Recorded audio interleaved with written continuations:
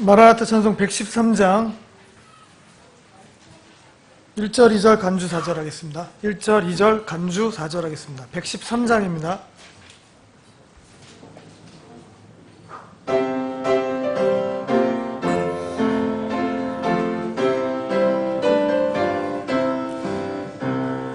주 예수 크신 사랑들 말해주시오.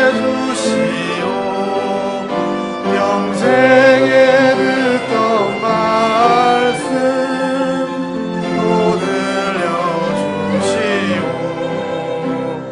정해지 않는 천국 주 예수 계신 곳 나 밝히 알아듣게 또 들려주시오. 평생에 듣던 말씀 평생에 듣던 말씀 주 예수 크신 사랑 또 들려주시오. 아침에 있을 밤시 사라짐 같이 내 기억 부족하여 들이키시오니 잘 알아듣기 쉽게 늘 말해주시오.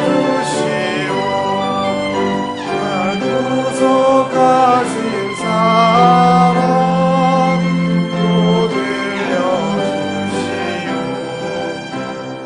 평생에 듣던 말씀 평생에 듣던 말씀 주 예수 크신 사랑 또 들려주시오. 간주 4절입니다.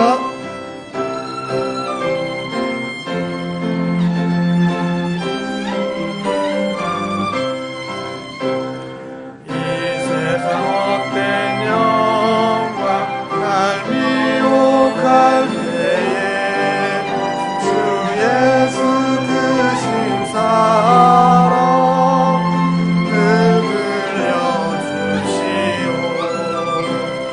천국의 빛난 영광 내 눈에 비칠 때 주 예수 크신 사랑 또 들려주시오.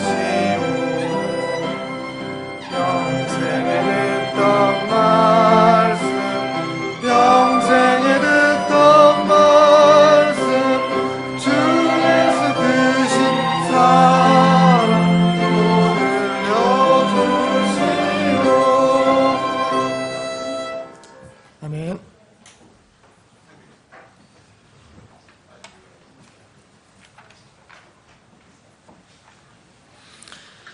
(261장) 그 노란색 마라나타 찬송 그 261장입니다. 261장.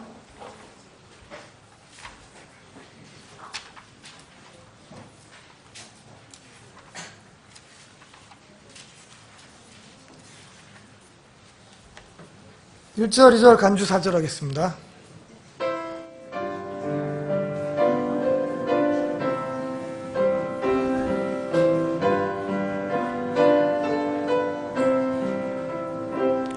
내 너를 위하여 눈물 피 흘려 내 죄를 속하여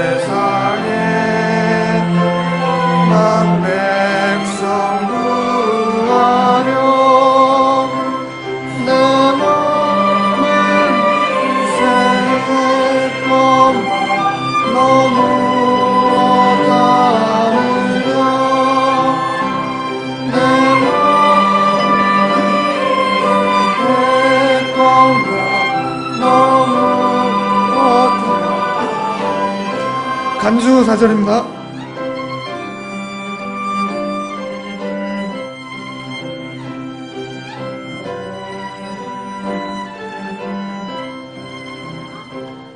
한없는 용서와 참 사랑 가지고 세상에 내려와 값없이 주었다. 이것이 귀중하건가 날 부어주느냐.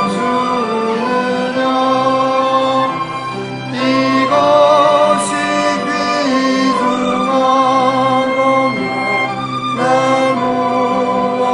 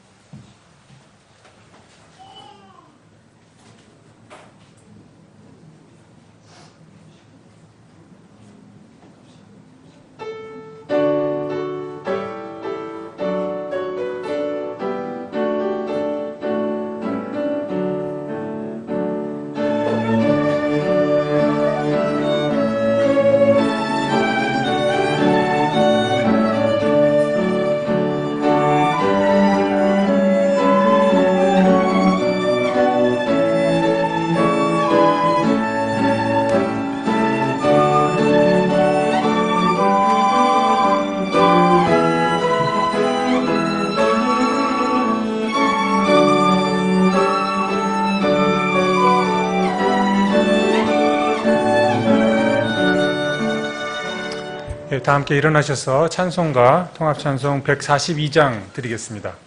142장입니다.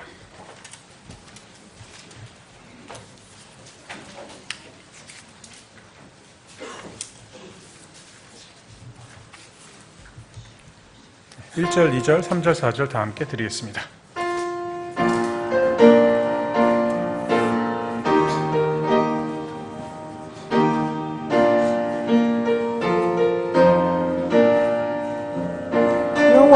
영화로우신 주 예수의 십자가를 생각하며 세상 부이 모든 영화 hunto에도 못 이기니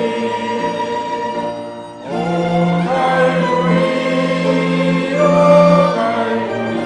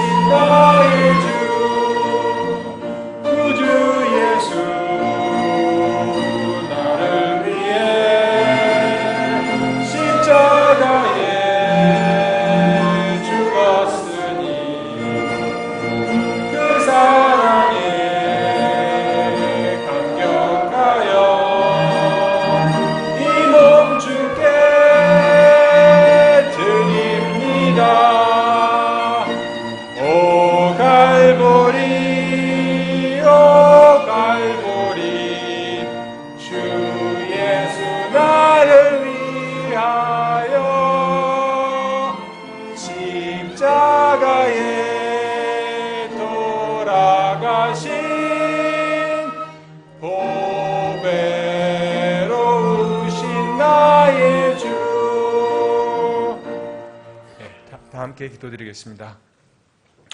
수천 년 전에 이 지구와 우주를 만드시고 인간을 흙으로 창조하신 하나님 아버지, 지난 한 주간도 저희를 안전히 지켜주심에 주님께 감사와 찬양을 드립니다.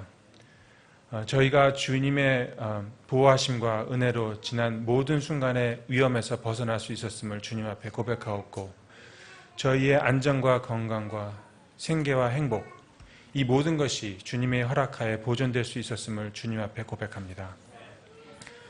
저희가 스스로 쟁취한 것은 하나도 없으며 모든 것이 주님께서 주신 것이오니 주님 앞에 저희가 항상 겸손하게 저희 발걸음을 살피게 하시옵시고 주님 앞에 죄짓지 않게 하시옵소서. 주님, 혹시 현재의 삶에서 육신의 고통을 받는 형제자매가 있습니까? 그렇다면 주님께서 더 큰 축복의 길을 예비해 놓으셨다는 것을 알게 하시옵시고, 이 육신의 어려움을 주님의 영과 인내로 이겨나갈 수 있도록 주님께서 힘주시옵소서. 슬피 우는 형제자매들과 함께 슬퍼하게 하시옵시고, 서로 같은 마음을 가지고 높은 것들에 마음을 두지 않게 하시옵소서.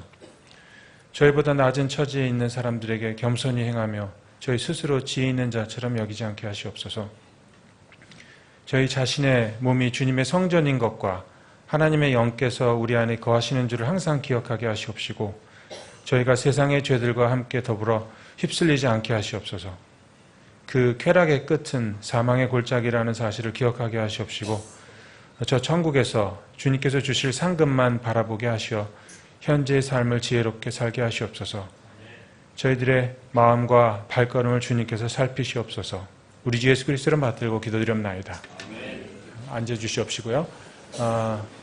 43장 드리겠습니다. 43장 찬양 드리겠습니다.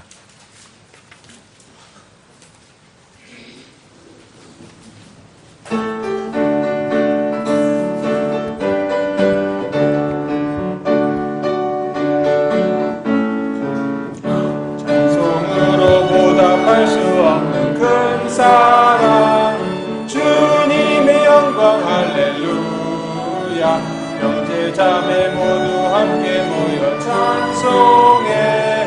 주님의 영광 할렐루야.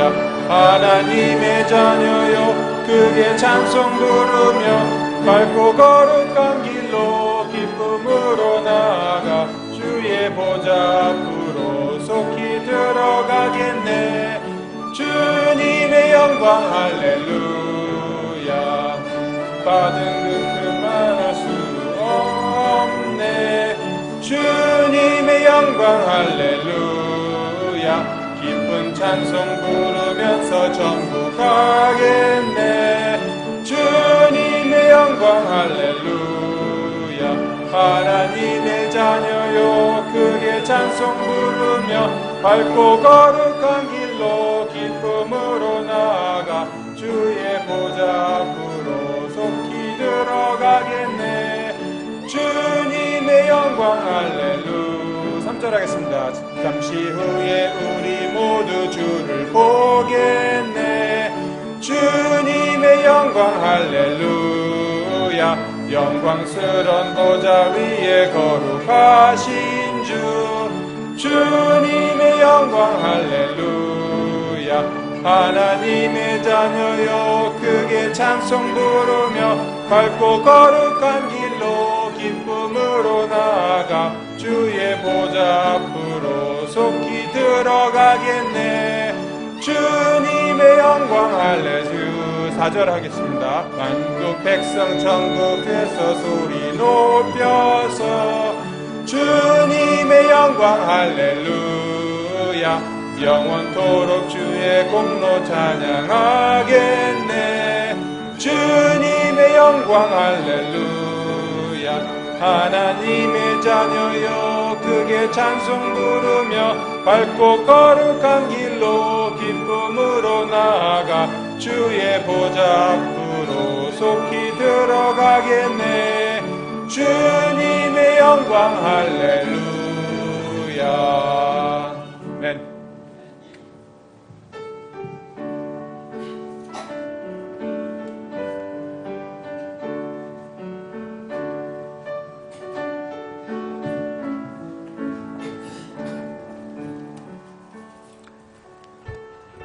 기도하겠습니다. 하나님 아버지, 오늘도 우리에게 모일 수 있는 자유와 시간과 장소를 허락해 주심을 감사드립니다.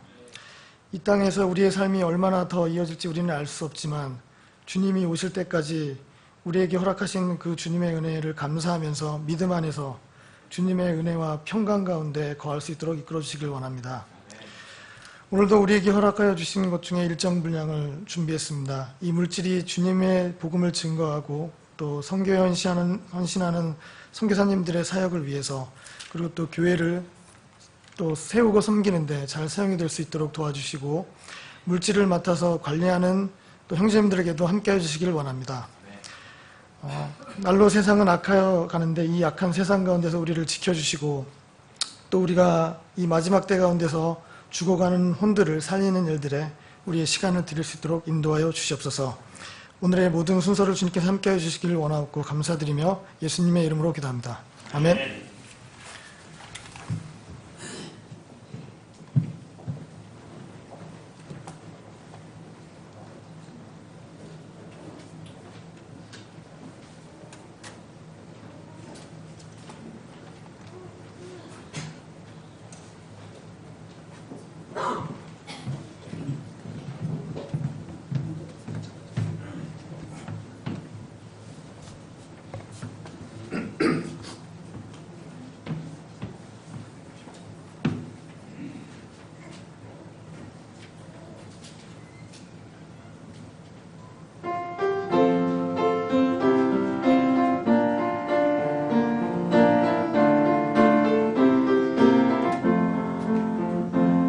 주는 나의 목자시니 내게 부족함 없도다.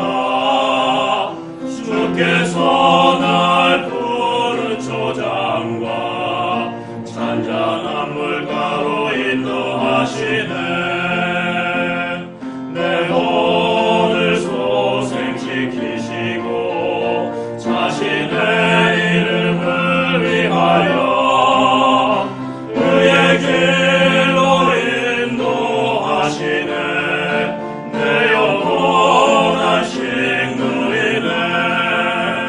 내가 사망의 그 늦은 골짜기에서 해를 두려워하지 않음은 주께서 나와 함께함으로 내 영혼이 평안 누리네. 주는 나의 목자시니 내게 부족함 없도다. 주께서 날 푸른 초장과 잔잔한 물가로 인도하시네.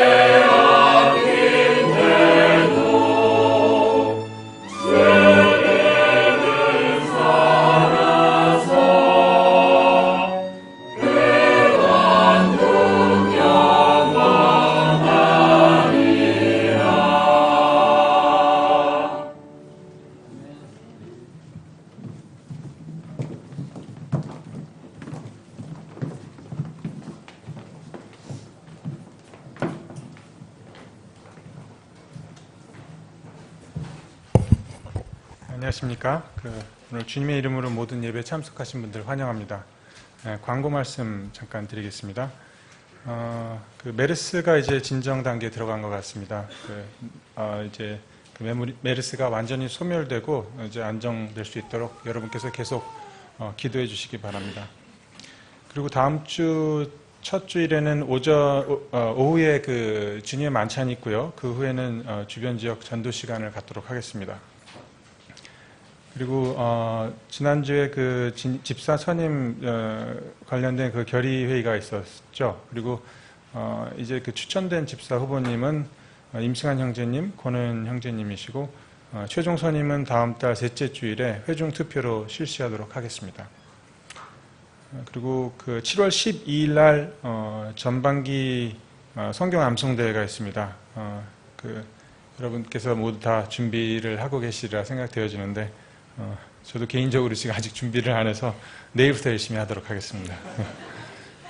그리고 이번 주 주말에 금요일, 토요일 1박 2일 청년부 수련회가 있습니다. 그래서 저희 학생들 또 안전하게 또 잘 좋은 시간 보내고 올 수 있도록 여러분께서 기도해 주시면 감사하겠습니다. 그리고 지금 현재 투병 생활하고 계신 형제님, 자매님 또 어르신들이 계신데요. 한경옥 자매님 부친이신 한기춘 어르신께서 과 그다음에 오정현 자매님 부친이신 오호균 어르신께서 또 이제 수술을 받으시고 지금 회복 중에 계십니다. 그래서 빠른 회복이 될 수 있도록 여러분께서 계속 기도해 주시면 감사하겠습니다. 그리고 저희 교회와 친교하고 있는 뉴저지 중앙침례교회 이황로 목사님께서 선교와 교육사역에 매진하시기 위해서 8월 30일자로 목회직을 사임하신다고 하십니다. 이 목사님의 새로운 사역과 중앙침례교회 안정을 위해서 여러분께서 기도해 주시기 바랍니다. 그리고 또 한 가지 공지사항이 있는데요. 저희 경건한 예배를 위해서 여러 가지 주의사항을 저기 뒤에 이렇게 한 7가지, 8가지 항목을 리스트해서 비치해 놨습니다. 보시면은 이제 보통 기본적으로 이제 생각되시는 내용들을 적어 놨는데요. 예배 이제 교회 문을 들어오시면은 핸드폰은 좀 반드시 꺼 주시길 부탁드리겠습니다. 왜냐하면은 오늘 오전 성경 공부 때도 이제 계속 진동 소리랑 메시지 소리가 나가지고 방해가 됐는데 그런 부분 여러분께서 주의해 주시고요. 그 다음에 또 오늘 아침에 아이들이 계속 왔다 갔다 해가지고 제가 아이들한테 몇 가지 주의를 좀 줬습니다. 아이들이 예배 시간에 이동하지 않도록 어른 부모들께서 아이에게 좀 주의해 주시고 또 어른들도 가급적이면은 예배 시간에 안 돌아다니시도록 주의해 주시면 감사하겠습니다. 그리고 또 아이들 간식 같은 거 줄 때 이제 과자 소리가 크게 납니다. 그래서 비닐 같은 거 다루실 때 특별히 소리가 이제 크게 나기 때문에 그런 부분도 좀 주의해 주시고요. 그리고 아직 말귀를 알아듣지 못하는 유아는 이제 예배가 시작할 때 이제 유아 예배실에서 엄마와 함께 예배를 드려주시면 감사하겠습니다. 예, 이상입니다. 예.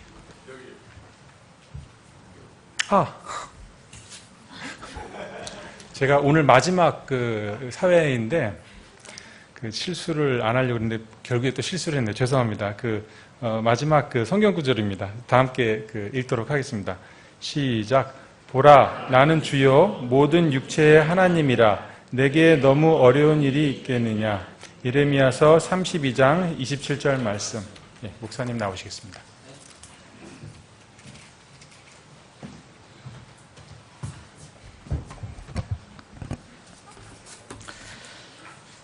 지금 전반기 성경 암송대에 대해서 잠깐 말씀을 드렸는데 팀장이 이번에는 역할이 굉장히 중요합니다. 이번엔 조금 포맷을 바꿔서 하니까 좀 여러분들이 모두 참여할 수 있도록 이렇게 부담 없이 참여할 수 있도록 그렇게 할 건데 팀장 역할이 굉장히 중요합니다. 팀장은 다 이렇게 돼 있어요. 부장 아니면 회장들이 합니다. 그러니까 팀장님들은 별도로 지금 게시가 돼 있거든요. 뒤에 진행 방법을 이렇게 참고해서 팀원들을 미리 준비해 주시기 바랍니다. 혹시 이렇게 다른 아이디어가 있거나 제안이 있으면 오늘까지 여러분들 말씀해 주시면 반영하겠습니다. 오늘 참석하신 분들, 예배에 참석하신 분들 잠깐 소개해 드리겠습니다. 당산동에 지금 사시는데 우리 김양춘 어르신께서 인도하셨습니다. 이렇게 지금 건강춤을 보고 계시는 특히 이제 나이 드신 분들, 이렇게 민현숙 선생님 오늘 오셨어요. 주님의 이름으로 환영합니다. 제 앞에 계십니다. 네, 괜찮습니다. 그리고 우리 오현정 자매님 아버님께서 오늘 이렇게 암수를 받으시고 오늘 어떻게 오실 수 있으셨는지 모르지만 오늘 오셨어요. 우리 오현정 자매님 부친 되신 오효균 어르신 주님의 이름으로 환영합니다. 격려드리겠습니다. 빨리 완쾌되시도록 기도해 주시기 바랍니다. 그리고 우리가 1-2 이사를 와서 여기가 우리 동네입니다. 이제 김포시가, 그죠? 우리 동네에서 우리 방문하신 분들이 있는데, 전에 제가 알기로는 미국에 사셨던 걸로 알고 있는데, 어머님, 강신자 어르신, 그리고 이소정님, 그리고 그 자녀들 같은데, 서운진, 예진, 진교, 이렇게 온 가족이 오셨어요. 어디 계십니까? 주님의 이름으로 환영합니다. 여기 중간에 계십니다. 저기 또 유아실에도 계시고요. 이렇게 예배 드리시고 여러분들 같이 교제해 주시기 바랍니다. 다 같이 일어나셔서 잠깐 인사하는 시간 갖겠습니다. 자, 오늘 여러분들 특별히 399장을 드리는데, 왜 우리가 하나님의 말씀에 굳게 서야 하는지 한번 생각해 보시면서 1절 이렇게 들으신 뒤에 서로 사랑의 인사를 나누겠습니다.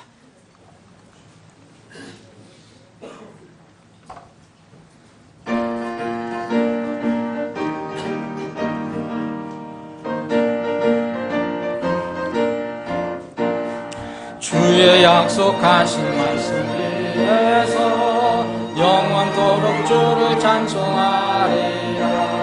소리 높여 주께 영광 돌리며 약속 믿고 굳게 서리라. 굳게 서리 영원하신 말씀 위에 굳게 서리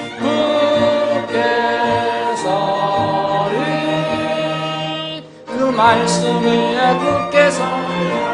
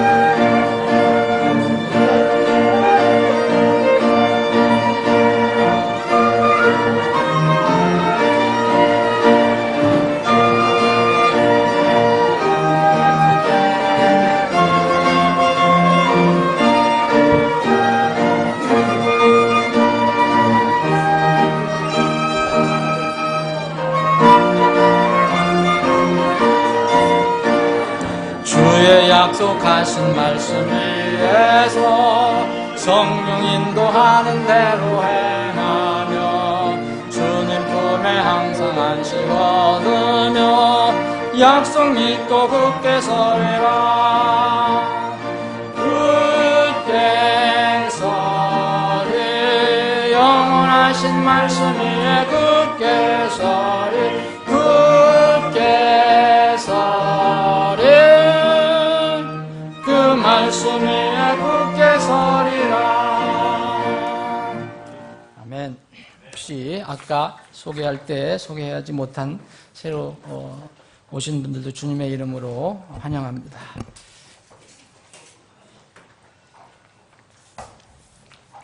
오늘 함께 나눠볼 하나님 말씀은 신약성경 에베소서 4장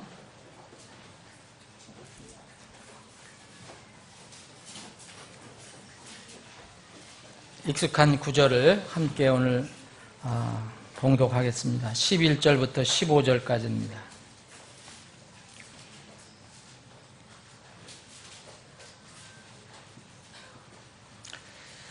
(11절부터) (15절입니다) 여러분들이 가지고 계신 성경으로 이렇게 서로 다른 성경을 가지고 계신 분들이 있는 것 같은데 읽어주시고 제가 가지고 있는 성경으로 읽겠습니다.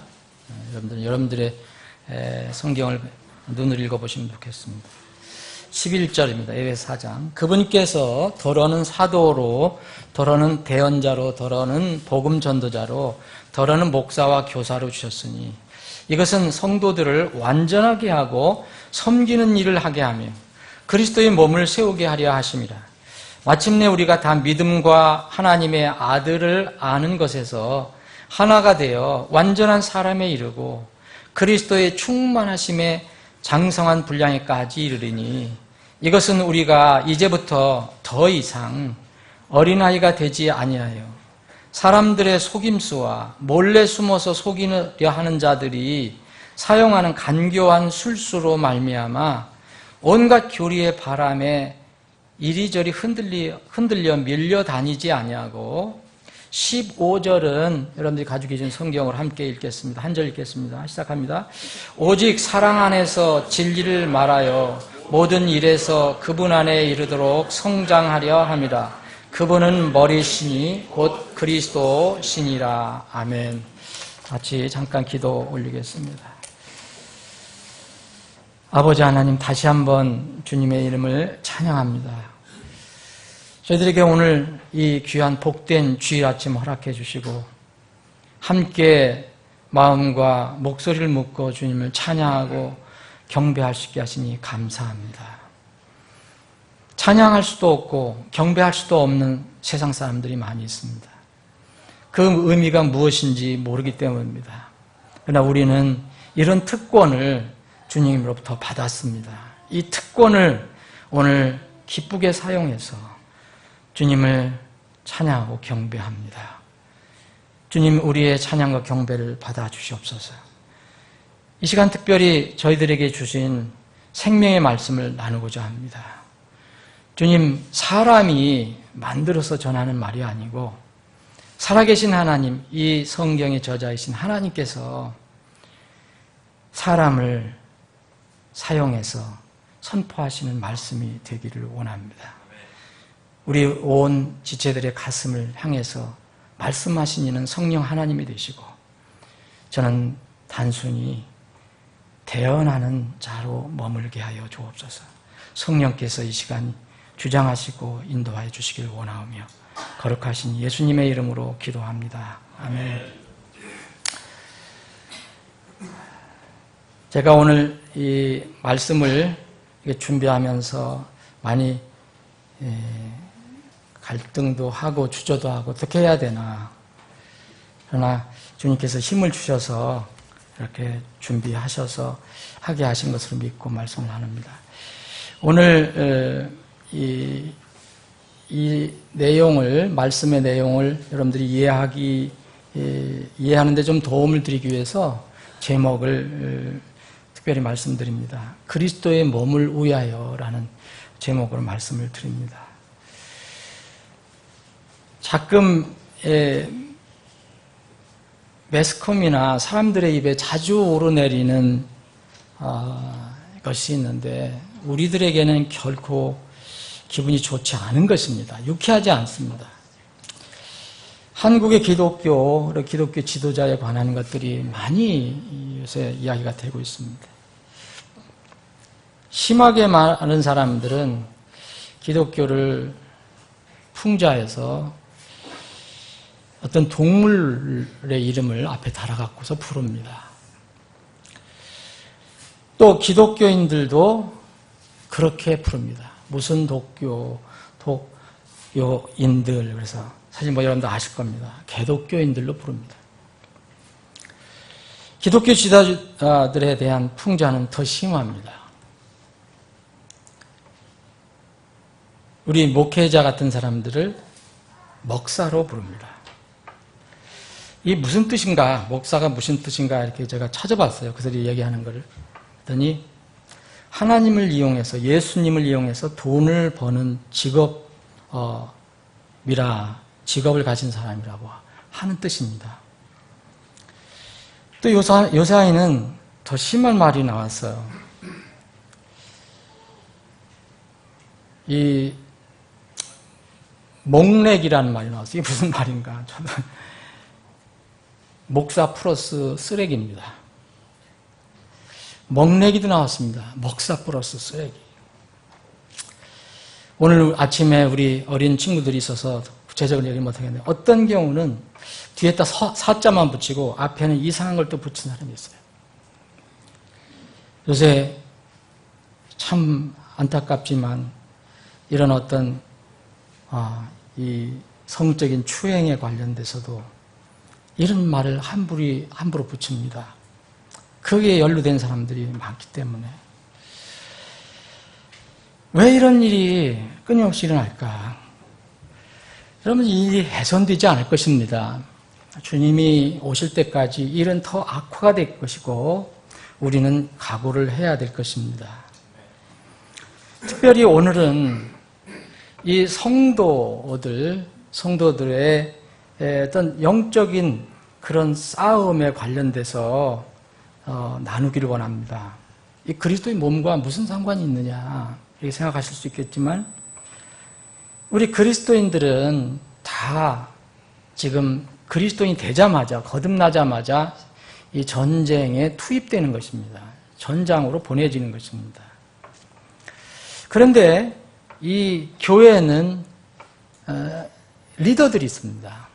여기 오늘 본문 말씀에 있는 것처럼 당시에 이 성경이 완성되기 전에 성령께서 역사하시고 아직도 이렇게 성경이 계속 기록되어 가는 과정이 있을 때 그때 상황입니다. 사도를 교회에 세웠습니다. 예수님의 부활을 직접 눈으로 보고 예수님 만난 사람들을 사도라고 하는데 이 사도들을 세웠고요. 또 대언자, 옛말로는 선지자, 이게 하나님 말씀을 대신 이렇게 미리 알려주는 사람, 그리고 복음 전도자, 이리저리 다니면서 전하는 사람, 그리고 특히 교회에 이렇게 고정적으로 이렇게 상주해서 섬기는 목사와 교사를 이렇게 주셨습니다. 이런 그 교회의 몸을 위해서 이런 직분을 이렇게 주셨는데, 주신 이유는 우리 오늘 말씀의 제목처럼 결론은 그겁니다. 그리스도의 몸을 세우기 위한 것입니다. 그리스도의 몸은 지역교회를 말하죠.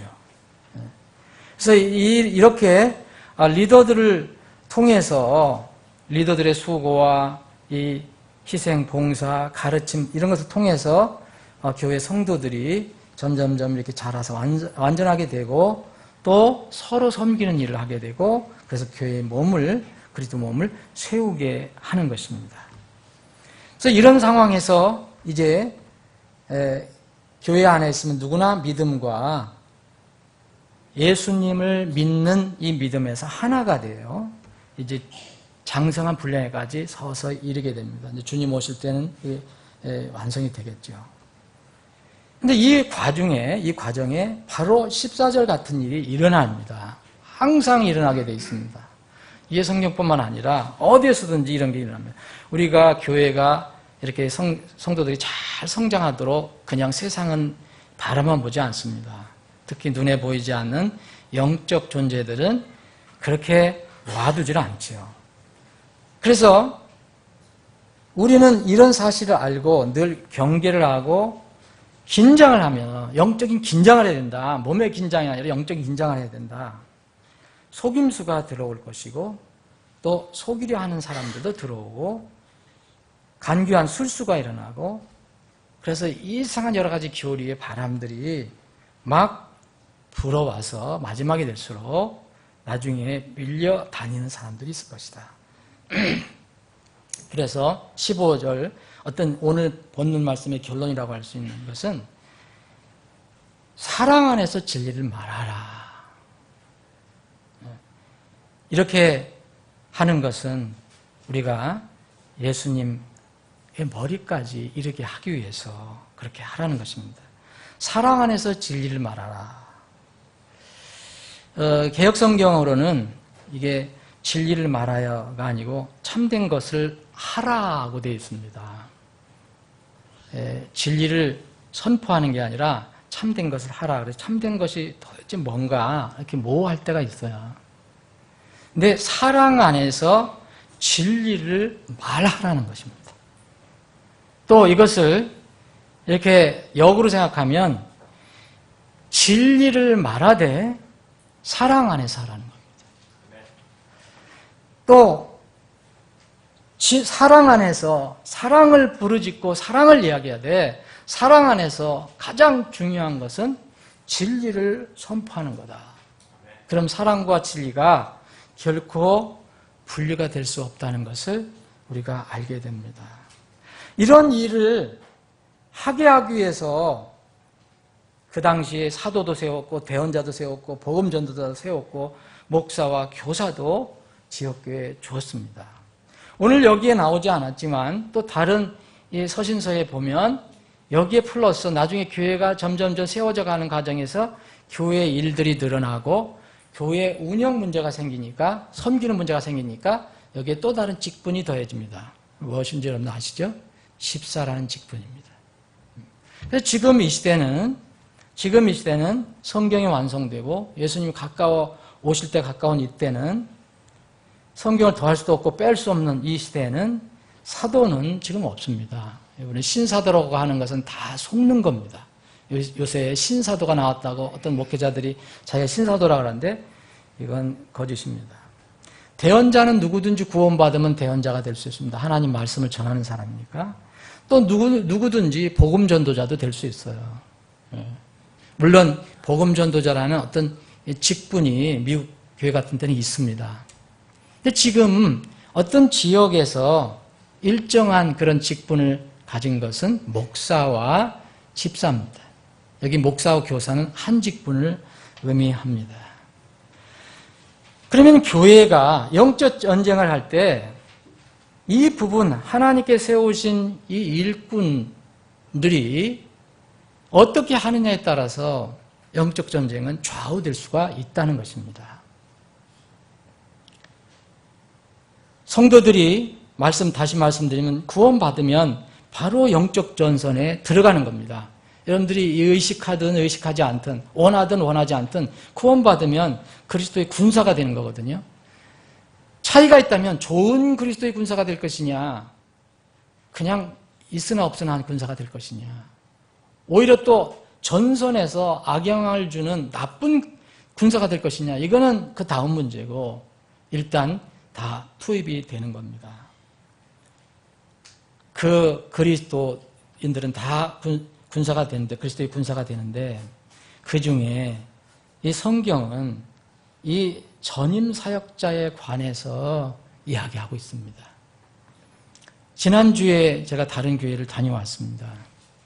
그 교회는 이제 한 30-40명 모이는 이렇게 새롭게 조직을 하고 교회를 시작하려고 하는 이미 모이기 시작했지만 그런 교회고, 이제 목사님도 다시 이렇게 세우려고 하는 그런 교회입니다. 그곳에 가서 여러분들의 사랑과 기도를 대신 전하고 왔습니다.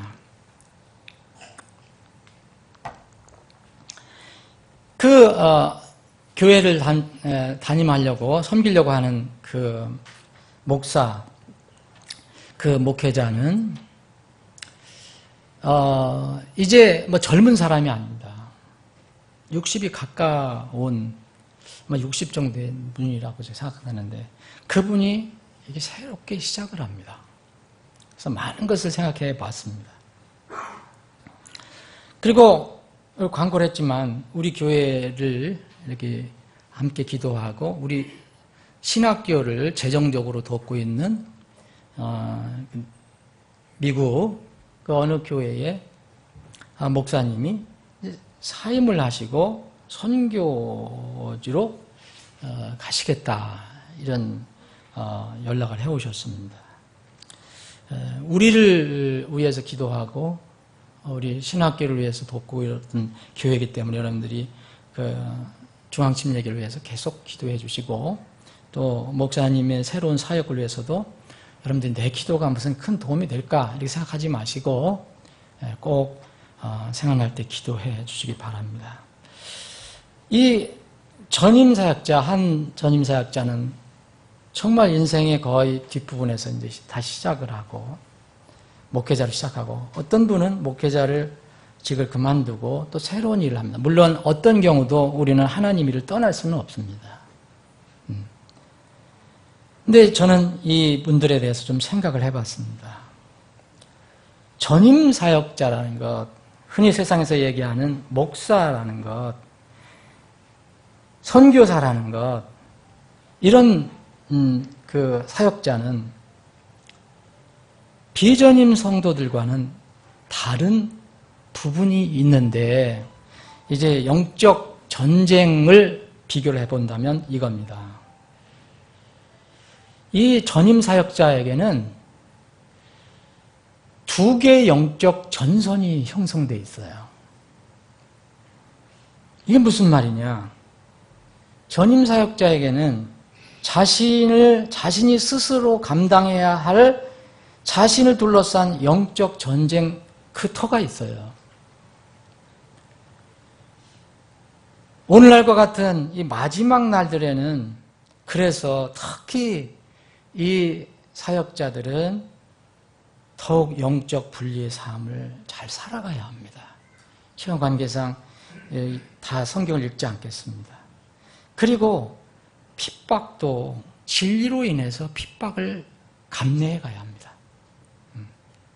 분명하게 이것을 생각해 봐야 합니다. 디모데 후서를 잠깐 보겠습니다.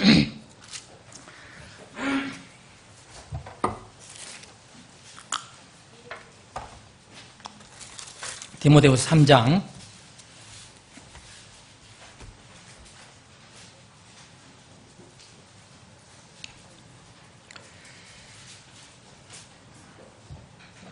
11절, 그것은 신실한 말이다. 우리가 그분과 함께 죽으면 또한 그분과 함께 살리라. 우리가 고난을 당하면 또한 그분과 함께 통치하리라. 우리가 그분을 부인하면 그분도 우리를 부인하시리라. 우리가 믿지 아니하여도 그분은 항상 신실하시니 자신을 부인할 수 없느니라. 여기에 그분과 우리가 고난을 당하면 이런 말이 있다. 고난에 관한 말씀은 뭐 여기 말고도 여러 군데 나와 있습니다. 그런데 여기에 15절에 보면 너는 진리의 말씀을 바르게 나누어, 너는 여기에 젊은 사역자 디모데에게 지칭한 겁니다. 어느 사역자든 다 해당될 것입니다. 바르게 나누어 내 자신을 하나님께 인정받은 자로 부끄러울 것이 없는 일꾼으로 나타나도록 힘쓰라, 연구하라. 특히 서신서를 읽어보면 이 하나님의 일을 맡은 사람들이 진리로 인해서 늘 핍박이 온다는 것을 경고하고 감내해야 된다고 얘기합니다. 그래서 항상 말씀을 끝까지 붙들라고 그런 권면을 합니다. 그리고 난 뒤에 다른 사람을 가르치라고 얘기해요.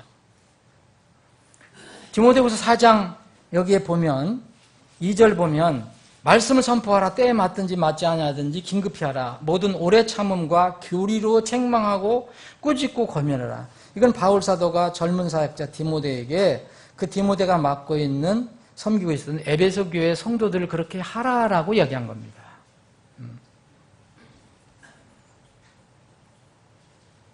이렇게 자신을 둘러싼 영적 전선이 곧바로 사역자로 들어가자마자 바로 형성이 됩니다.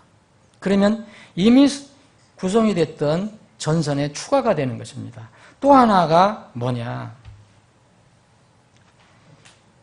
디모데후서 2장 보겠습니다. 24절입니다. 주의 종은 결코 다투지 아니하며 모든 사람에게 부드러우며 가르치기를 잘하며 인내하며 25절 자신을 대적하는 자들을 온유함으로 일깨워 주어야 하리라. 혹시 하나님께서 그들에게 회개를 허락하사 진리를 인정하게 하시리니 이것은 마귀의 뜻대로 마귀에 사로잡힌 자들이 마귀의 올무에서부터 자신을 되찾게 하려 함이라. 다른 성도들이 벌리는 마귀와의 영적 전쟁에 참여해야 합니다. 사역자들은.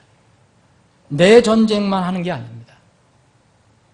내 전쟁 물론 해야 되고요. 다른 전쟁, 곧 다른 성도들의 전쟁에도 참여해야 됩니다. 이건 선택이 아닙니다. 이건 의무입니다.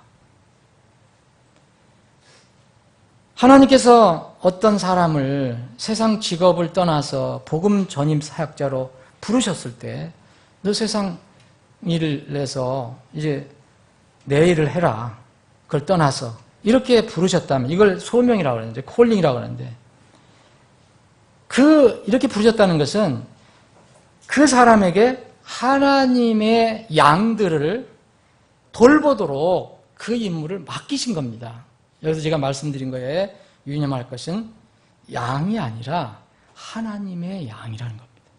하나님의 양. 그래서 요한복음 21장에 베드로가 실망하고 다시 이제 그물을 잡았을 때 복음을 전하고 목회하는 일을 버리고 그물을 잡았을 때 예수님이 다시 찾아오셔서 질문한 것은 내가 나를 더 사랑하느냐였습니다. 내가 이것들보다 나를 더 사랑하느냐 첫 번째. 두 번째는 내가 나를 사랑하느냐. 내가 나를 사랑하느냐. 세 번째다. 그러면서 그때마다 주님께서 베드로가 예라고 대답했을 때 한결같이 말씀하신 것은 양들을 먹이라라는 것입니다. 첫 번째는 내 어린 양들을 먹여라. 어린 양이 있을 수 있습니다. 그리고 두 번째, 세 번째는 다 내 양들을 먹이라 그랬습니다. 여기서도 기억할 것은 내 어린 양입니다. 목사의 어린 양이 아닙니다. 목사의 양이 아닙니다. 예수 그리스도의 양들입니다. 그래서 베드로 사도는 베드로전서 5장에 이런 말씀을 우리에게 기록해 줬습니다. 너희 가운데 있는 하나님의 양떼를 먹이고 감독하되 그랬어요. 하나님의 양떼입니다. 자진해서 하며 더러운 일을 하지 말고 오직 준비된 마음으로 하며 또 네 백성 위에 군림하지가 아니고 하나님의 상속 백성 위에 군림하지 말고 양떼에게 본이 되라. 그렇게 되면 너는 목자장이 아니다. 너는 목자장이 아니고 그냥 심부름꾼이다. 그리하여 목자장께서 나타나실 때에 너희가 사라지지 않는 영광의 관을 받으리라. 이렇게 자신과 하나님의 양떼인 교회 성도들에 대한 이중 책임을 맡은 사람들이 전임사역자입니다. 전임사역을 하려고 하는 사람들은 이것을 유념해야 합니다. 나는 물론이니와 내 전쟁은 물론이니와 다른 사람의 전쟁도 내가 참여해서 전쟁을 지휘해 줘야 됩니다.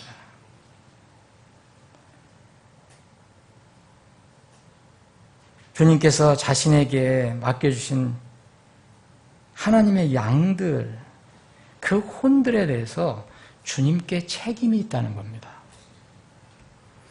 히브리서 13장 17절에 보면 너희를 다스린 자들에게 순종하고 복종하라. 그들은 자기가 회개에 보고할 자인 것 같이 그랬어요.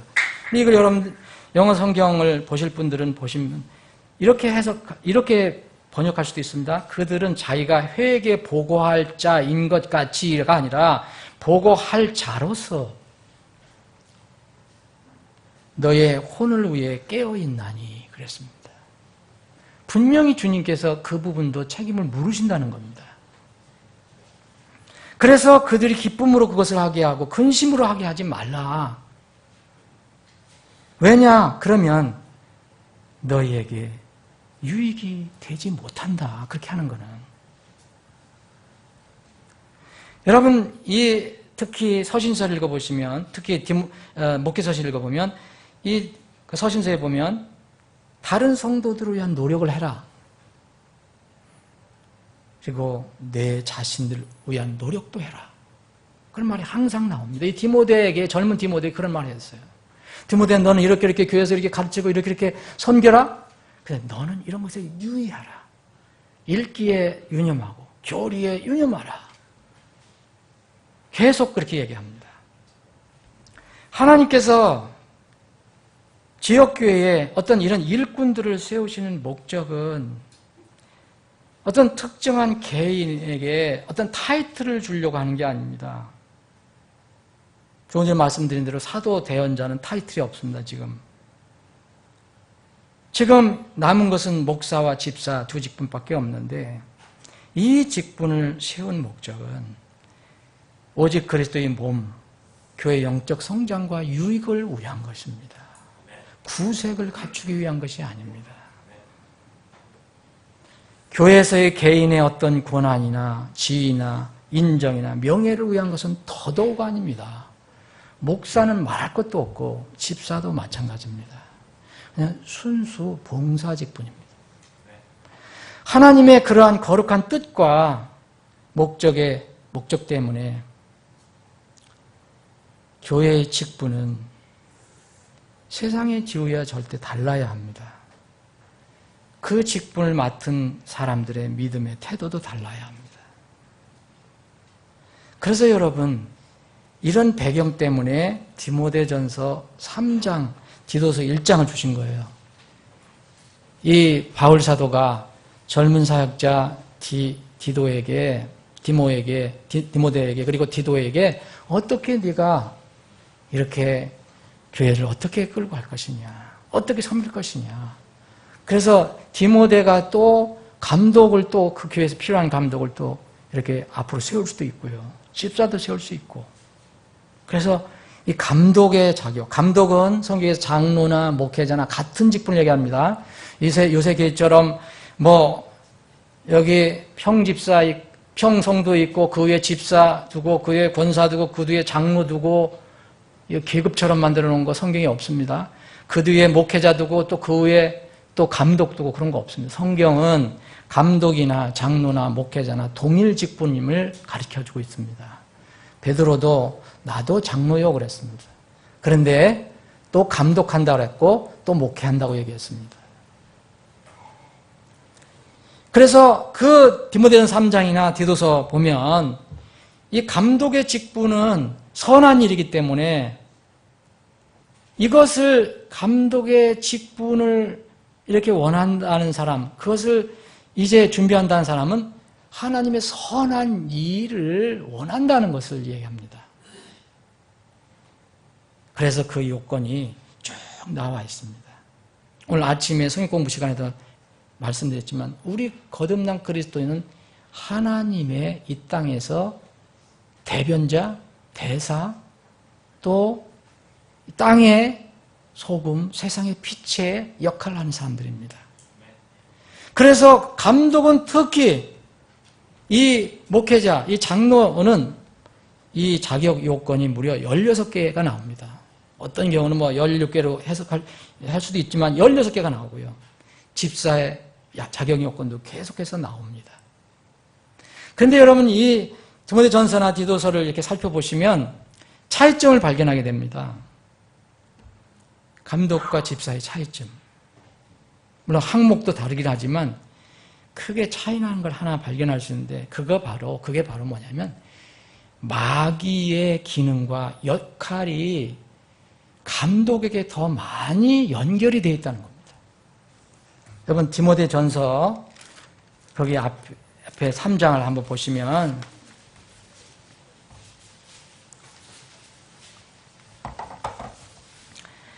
6절 보면 초신자는 아니 되나니 이것은 그가 교만으로 봐서 뭐죠? 마귀의 정죄 또 나오죠. 7절에 보면 이 감독은 형판이 있어야 된다. 간증이 없는 사람은 안 된다 이게 얘기입니다. 왜냐하면 그가 비방과 마귀의 올무에 빠지지 않게. 마귀의 정죄, 마귀의 올무 이거에 더 쉽게 빠질 수 있다는 것입니다. 그래서 또 이 바울 사도는 디모데에게 이렇게 가르쳐 줍니다. 4장 1절에 보면 마지막 때에는 이런 사람들이 믿음을 떠나서 유혹하는 영들과 무슨 교리, 마귀들의 교리에 주의를 기울인다. 너희 주위에 그런 사람들이 있을 것이다. 여러분 이것은 집사에게는 직접적으로 성경은 연결시키지 않습니다. 무엇을 의미합니까? 왜 이 세상이 지금 많은 세상이 기독교를 공격할 때 또 기독교도 공격하지만 거기에 있는 이제 그 지도자들을 많이 공격하느냐? 물론 이렇게 정말 부끄러운 일들 이렇게 저지른 사람들이 많아요, 세상에. 그러나 그거는 분명히 우리가 정말 비판을 달게 받아야 되지만 이 성경이 강조하는 이 목회자, 전임사역자, 교회 일꾼들에 대해서 마귀가 얼마나 공격을 하는가를 여러분들 생각하셔야 된다는 겁니다. 전임사역자는 마귀와의 싸움이 치열하다고 볼 수가 있어요. 달리 말하면 전임사역자는 마귀의 주요 공격 타겟이 된다는 것입니다. 그 결과로 타락하기가 더 쉬운 거예요, 여러분. 마귀가 함정을 파놓는 겁니다. 얼마든지 유혹을 합니다. 더 강하게. 그래서 교회의 일꾼은 말씀에 무지하거나 말씀을 가볍게 여기는 삶을 살면 반드시 나쁜 결과를 거두어드립니다. 리더들에게도 마찬가지입니다. 집사나 또 집사직분이 아니더라도 우리 교회에서 같이 일하는 리더 역할하는 사람 항상 3대 적은이 있어요. 마귀, 세상 육신. 마귀 못 이기면 세상 육신 절대 이길 수 없습니다. 세상 육신 이기지 못하면 마귀 절대 물러나지 않습니다.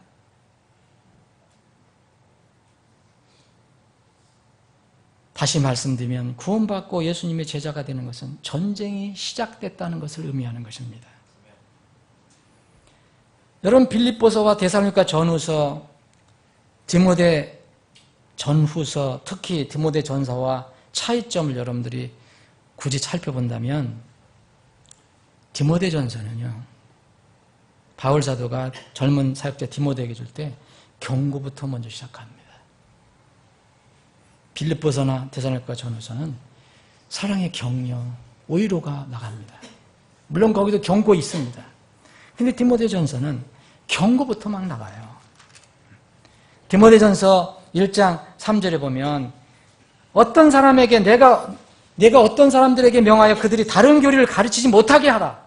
꾸며낸 이야기, 끝없는 족보 말하지 말게 하라. 논쟁을 일으키지 말게 하라. 헛된 말다툼에 빠지지 않게 하라. 계속 10절까지 계속 강조합니다. 다 이유가 있습니다. 디모데가 이 말씀을 잘 받았어야 했습니다. 그래서 이 주님께서 부활하신 예수님께서 소아시아 7교회에 사도 이 천사라고 되어 있는 그 목회자 감독들에게 편지를 썼을 때 이 사역자들에게 죽기까지 충성하라고 얘기한 겁니다. 요한계시록 2장 10절인가 보면 이 서머나 교회에 관련돼서 거기에 무슨 사탄의 회당과 연결되어 있는데 주님께서 부활하신 주님께서 이 서머나 교회의 목회자에게 뭐라냐면 너는 죽기까지 충성하라 그랬습니다. 너는 죽기까지 신실하라. 그래야 생명의 관을 내가 내게 주겠다 말씀하셨습니다. 감독 다음의 직분은 집사인데 집사도 여러분들 시간 있은 데는 한번 디모데전서 3장 8절에서부터 이와 같이 집사들도 시작이 됩니다. 여기 이와 같이라는 것이 중요합니다. 이제껏 목회자 혹은 감독, 장로에 대해서 말한 것들 집사도 동일하다 이런 뜻입니다. 그런 원리는 동일하다는 거예요. 인성이 어떠해야 되고 삶의 모습이 어떠해야 되고 또 어떤 양심을 가져야 하며 믿음이 어떠하고 또 그래서 집사는 10절에 보면 최종 안수를 받으려면 어느 정도 교회에서 지켜보는 기간이 필요하다는 것을 암시해 줍니다. 이 사람들도 먼저 시험해보고 그 뒤에 책망받을 것이 없는 것으로 드러나면 그들이 집사의 직분을 수행하게 하라. 그리고 목회자와 이 감독 같은 건데 여기는 들어있지 않은 집사에는 아내에 관한 이야기를 또 구체적으로 얘기합니다. 목회자는 아내에는 뭐 달리 얘기할 필요 없습니다. 콜링은 같이 받는 겁니다. 남자가 콜링을 받았는데 아내가 요동을 안 해요. 그건 자기가 착각하는 겁니다. 하나님께서 부르시면 한 몸을 부르는 거예요.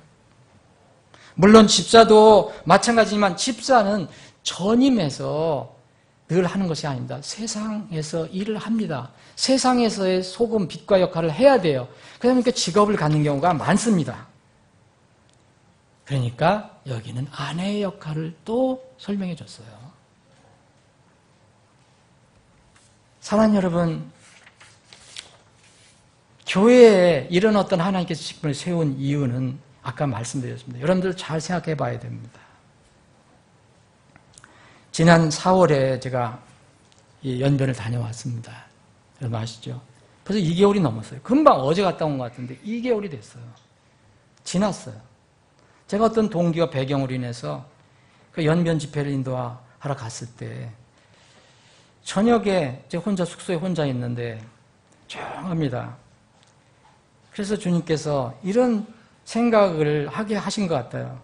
그래서 그때 제가 거기서 여기서는 내가 읽을 성경이 이거다. 그래서 디모데 전후서 디도서를 읽었습니다. 성경 3장을 계속 읽었습니다. 돌아오는 비행기 안에서까지도 읽었습니다. 아마 그때 3번을 읽었을 거예요. 출발할 때부터 돌아올 때까지 이 새 성경을 3번 읽었을 것입니다. 제가 숙소에서 조용히 기도하면서 묵상했던 것은 이겁니다. 전임 사역자의 직분에 관한 거였습니다. 하나님께서 나에 대해서 어떻게 부르신 것일까? 과연 하나님의 이 소명이라면 이게 중단하거나 포기할 수 있을까? 결론적으로 사람은 포기하고 취소할 수 있지만 만약 주님께서 어떤 사람을 사역자로 정말 부르셨다면 하나님께서 그것을 부르신 것이나 맡기신 것을 취소하거나 번복하시는 것은 불가능하다. 아까 베드로의 경우도 말씀드렸어요. 로마서 11장 29절에 보면 이런 말씀이 있어요. 하나님의 선물들과 부르심에는, 부르심을 소명으로 번역할 수도 있습니다. 콜링입니다. 콜링에는 뜻을 돌이키는 일이 없느니라. 하나님께서는 그렇게 안 하신다는 거예요. 오늘 여러분들 함께 나눈 이 본문 말씀도 한번 생각해 보시면, 만약 성경 말씀만을 목회의 기준으로 삼는 사역자라면 분명 이 땅에서 사역을 하는 동안 어려움이 많이 생긴다는 겁니다. 세상의 공격과 모함도 얼마든지 받을 수 있고요. 심지어는 주위에 믿는 사람들의 모함과 방해도 받을 수 있습니다. 그러나 늘 감사해야 할 감사의 조건이 있다고 바울 사도는 이야기하고 있습니다. 디모데전서 1장 다시 한번 제가 읽어보겠습니다. 11절 12절. 이 교리는 내게 맡기신 복음 곧 찬송받으실 하나님의 영광스러운 복음에 따른 것입니다. 나를 능하게 하신 그리스도 예수 우리 주께 내가 감사드림은 그분께서 나를 신실한 자로 여기사 내게 사역을 맡기셨기 때문이라. 내가 전에는 신성모독하는 자요 핍박하는 자요 해를 끼치는 자였으나 도리어 긍휼을 얻게 되면 내가 믿지 아니하는 중에 알지 못하고 그렇게 행하였기 때문이라. 나를 바울 사도는 얘기합니다. 예수 그리스도께서 나를 구원해 주시고 그리고 구원해 주실 때 나를 신실한 자로 여겨 주셔서 사역을 맡기셨다고 얘기합니다. 여기서 사역을 맡기셨다라고 번역을 했는데 이것을 다르게도 번역을 할 수 있습니다. 이제 넣어줬다는 겁니다. 거기로 넣어줬다는 겁니다. 바울 사도는 자기가 원해서 그걸 한 거 아닙니다. 하나님께서 예수 그리스도께서 그 일에 넣어준 겁니다. 여러분, 나를 사역 안으로 넣어주신 그분을 지금 이야기하고 있습니다. 노아와 선발된 동물들이 노아 방주 들어갈 때 부르신 것도 주님이 부르셨고 넣어주신 것도 주님이 넣으셨고 방주의 문을 닫으신 분도 주님입니다. 노아가 가족들과 함께 낑낑거리면서 그 방주문 닫은 거 아닙니다. 바깥에서 쿵 닫아주셨습니다. 주께서 그를 안에 넣고 닫으시니라 그랬습니다. 빌라델피아에 있는 교회의 그 목회자에게 천사에게 편지하라 그런 말씀하시면서 주님께서 거룩하고 진실하며 다윗의 열쇠를 가지니 곧 예수 그리스도가 이것들을 말하노니 그가 열면 아무도 닫지 못하고 그가 닫으면 아무도 열지 못하리라 그랬습니다. 주님께서 감독직을 맡기셨다, 전문 사역직을 맡기셨다는 것이 그 일이 앞으로 순조롭고 평탄할 것이라는 걸 보장하는 건 아닙니다. 오히려 그때부터 마귀는 세상과 육신을 최대한 동원해서 하나님의 일꾼들을 공격한다는 그런 의미입니다.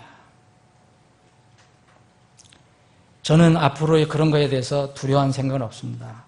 그러나 제가 하나님께서 불러주셔서 이 일을 맡겨줄 때 내가 과연 신실한 자로 해야 되는데 이것을 제가 감당할 수 있을까? 이런 것은 항상 생각해 봅니다. 사랑하는 여러분, 지금은 평화시대가 아닙니다. 우리나라에서 지금 전쟁이 일어났다는 얘기가 아닙니다. 영적으로 치열한 전쟁이 일어나고 있습니다. 지난 26일 금요일 날 미국 연방대법원에서 드디어 국가적으로 동성결혼 합헌 결정을 내렸습니다.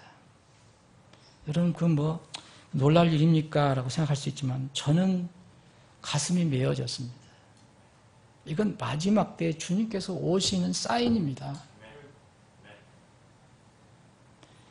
물론 기존에 36개인가 이 주에서 이렇게 동성결혼도 허락했습니다. 근데 이번은 다릅니다. 미국 전체가 공식적으로 합법적으로 동성결혼이 합헌이다라고 결정을 해서 동성 커플은 어느 곳에든지 합법적으로 결혼할 수 있다고 허락한 겁니다. 여기다가 덧붙여서 앞으로 이것이 합법이 아니고 이것이 하나님께서 정말 증오하시는 일이다. 정말 하나님께 싫어하시는 일이다. 이건 하나님께 심판하실 일이라고 이야기하면 그 이야기하는 사람도 앞으로 잡아갈 수 있는 여지가 마련되어 있습니다. 우리나라도 그 법을 지금 준비하고 있습니다. 저는 그 이야기를 해야 됩니다. 말씀은 있는 대로 전해야 합니다. 그런 생각 때문에 두려워하는 것이 아닙니다. 그런 것을 앞으로 두려움 없이 진리를 위해서 내가 사역을 끝까지 할 것인가? 정말 내가 잘할 수 있을까? 이런 것을 인간을 바라보면 참으로 묵상하지 않을 수가 없다는 것입니다. 그래서 제가 그때도 그런 기도를 많이 했습니다. 여러분, 오바마 대통령이 이번에 대법원에서 합헌 결정이 날 때 뭐라 했냐면 지난 수년간 심지어는 수십 년간 변화 끝에 변화를 끌어오기 위해 노력하고 기도해온 당사자와 지지자들의 승리이자 미국의 승리다. 여러분, 누구에게 기도한 겁니까? 정말로 누구에게 기도한 겁니까? 그런데도 장례식에 가서는 어메이징 그레이스를 불렀답니다. 혼돈 그 자체입니다. 사랑하는 여러분, 정말 지금 정신 차릴 때입니다. 여러분, 세상에 그렇게 정말 세상에 달콤한 그 맛에 취해서 살 때 아닙니다. 저는 주님이 언제 오실지 모르지만 정말 가까이 오신다고 생각하는 사람입니다. 이건 막을 길이 없습니다. 여러분, 우리나라에서 지금 기독교가 반대하지만 여러분, 세계의 지도국가 이 미국이 결정했습니다. 우리나라가 그것을 반대할 수 있습니까? 결국은 다 수용하게 되어 있습니다. 정말 노아의 시대, 롯과 같은 시대가 지금 옵니다. 우리 귀한 어린아이들을 키우는 이 세대에서 지금 그런 시대가 눈앞에 벌어지기 시작합니다. 어떻게 여러분들 어린아이들 키울 겁니까? 여러분들 자녀들 어떻게 키울 겁니까? 매일 어린이들 비유만 마치고 만날 세상 즐거움만 찾게 해주고 말씀 안 가르쳐주고 하나님이 이러신 분이다. 앞으로 하나님께 이렇게 하실 것이다. 여러분들 가르쳐주고 계십니까? 정말 저는 눈물이 납니다. 특히 이런 전쟁에서 목회자에 대한 불신, 의심 이런 것들이 교회마다 많이 퍼져 있다고 해요. 그래서 이 성경을 보면 이 바울 사도가 디모데에게 준 말, 그리고 히브리 이 성도들에게 준 말을 보면은 정말 우리가 잘 생각해 봐야 합니다. 장로들에 대한 고발은 두세 증인 앞에서는 절대 받지 말라고 그랬습니다. 앞으로 많은 고발이 들어올 수도 있습니다. 제가 우리나라에서 법이 통과되고 그러면 제가 이 동성애가 이거는 불법입니다. 하나님이 미워하시는 겁니다. 라고 얘기하면 제가 고발당할 수 있습니다. 그래서 바울 사도는 히브리 성도들에게 이렇게 말씀을 주셨습니다. 하나님이 말씀을 너희에게 일러주고 너희를 다스린 자들을 기억하며 그들의 행실의 결말을 깊이 살펴보고 그들의 믿음을 따르라. 그리고 17절에는 너희를 다스린 자들에게 순종하고 복종하라. 그들은 자기가 회개 보고할 적인 것 같이 너희 혼을 위해 깨어있나니 그들이 기쁨으로 그것을 하게 하고 근심으로 하게 하지 말라. 그것은 너희에게 유익을 주지 못하느니라. 그리고 18절에 여러분들 뭐라고 되어 있냐면 우리를 위해 기도하라. 바울 사도가 우리를 위해서 기도해달라라고 간청하고 있습니다. 이거는 명령이 아닙니다. 간청입니다. 우리가 모든 일에서 정직하게 살고자 하므로 선한 양심을 가진 줄 우리가 확신하노라. 여러분, 그래서 지금 개독교 목사, 무슨 먹내기 이런 말들이 막 나옵니다. 여러분, 특히 우리는 성경만을 믿는 주님의 지역교회입니다. 일반 교단교회하고는 차이가 있습니다. 여러분, 거기는 이 목회자가, 감독이 문제가 생겨도 교회는 여전히 잘 돌아갑니다.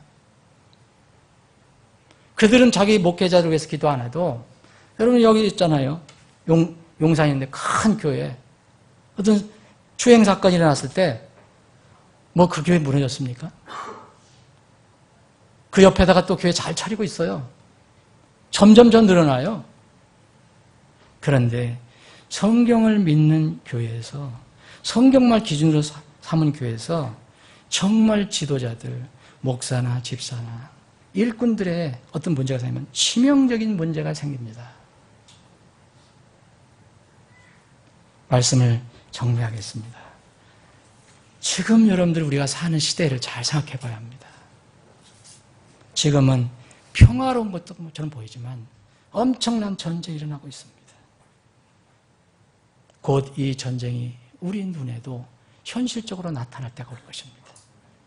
그때를 대비해야 됩니다. 다른 것 없습니다. 믿음입니다. 다른 것 없습니다. 변하지 않는 하나님 말씀을 굳게 붙드는 것입니다. 기도하시겠습니다.